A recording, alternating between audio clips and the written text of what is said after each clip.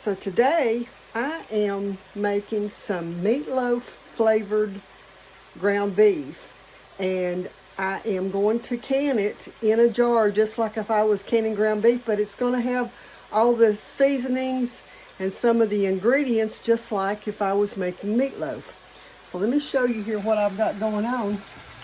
I've started some of my meat to frying already, and you can see back in the distance that I have some onions that I'm cutting up, and I'm going to add those and some other things to the ground beef. Let's add some onion to it now. Get that stirred in. Probably add a little bit more to it too. I have added some more onion to it. I'm just letting that cook up a little bit.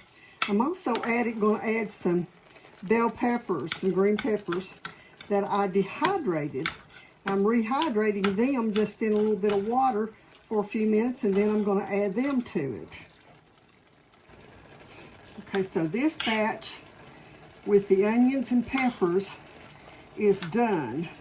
So the next thing I'm going to do now, you see I have a really big bowl sitting here. Maybe you can see that.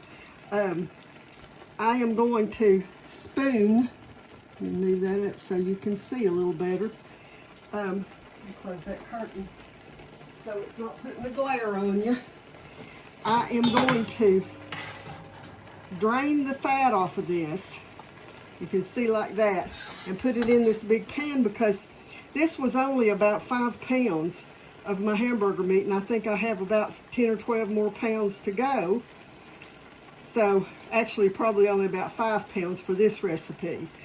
Okay, you can see my large bowl has got the fried meat in it, and now I have in the same skillet that I fried the meat in, I've put I think 5 cans of tomato paste.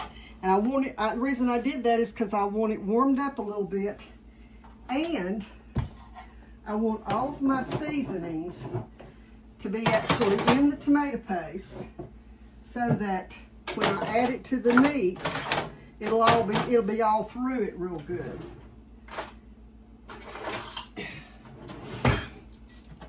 So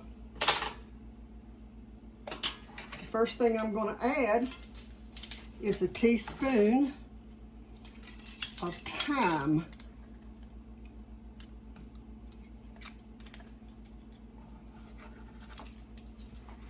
And then I'm going to add, I picked up the wrong thing. I don't want chili powder.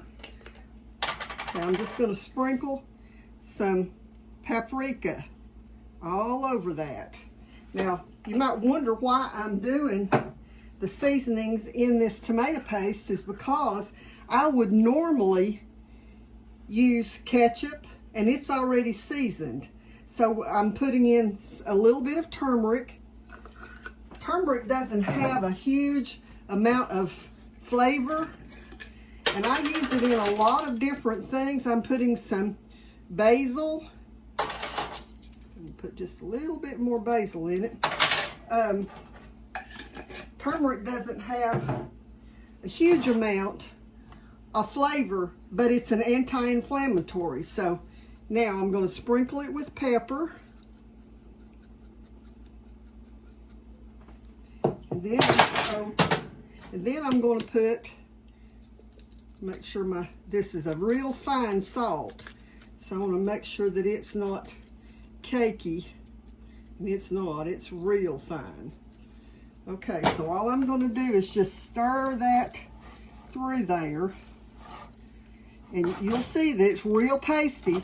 And I want it to be that way because, like with my other video where I canned ground beef, I don't want a whole lot of moisture on this ground beef. I don't want it to change the texture.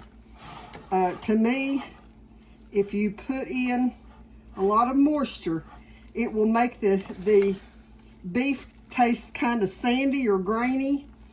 And I've got the right seasoning now. I'm putting just a tiny little bit of cayenne pepper in it. Not even, what is that, I think that was a quarter gallon, not even a quarter teaspoon. I probably put about 1/8 of a teaspoon to put through all of it. I don't want it real hot, but I like the flavor of cayenne, so I like just a little bit in it.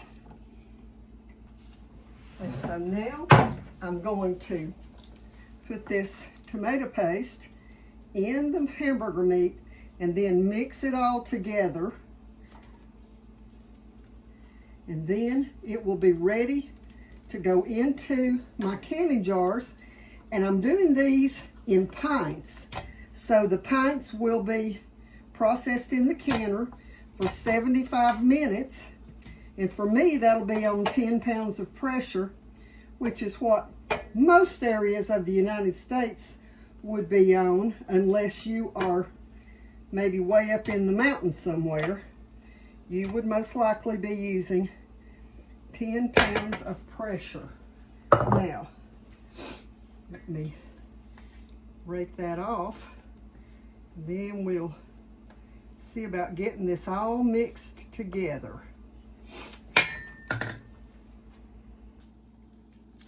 Okay, so I'm getting this all mixed up, and I think you can see there, it's not overly red like you would see like a pasta sauce or something like that.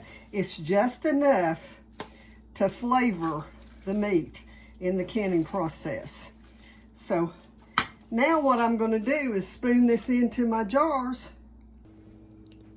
Okay, so I'm about to start putting it in the jars, and I wanted to show you what it looks like before I put it in the jars, and then I'll bring you back and let you see what it's going to look like once I get it in the jars. I also want to show y'all something. Y'all see my canning funnel here. This little thing, that's my mother-in-law's canning funnel. That thing's probably 75 years old. I don't use it anymore, but I can remember my mother-in-law using this all the time whenever she was still alive. And it's a treasure to me today. So all I'm going to do now is just lightly, I'm not going to pack it, just lightly drop this in until it's up to about the bottom of the rim in my jars. And then move on to the next one. That one's not level, but I'll go back with a spoon and take care of it. Okay, you can see here that I've got, well, I don't think you can see it there, but you can see now that I've got about 10 of those ready, and I still have quite a bit of meat left in my jar.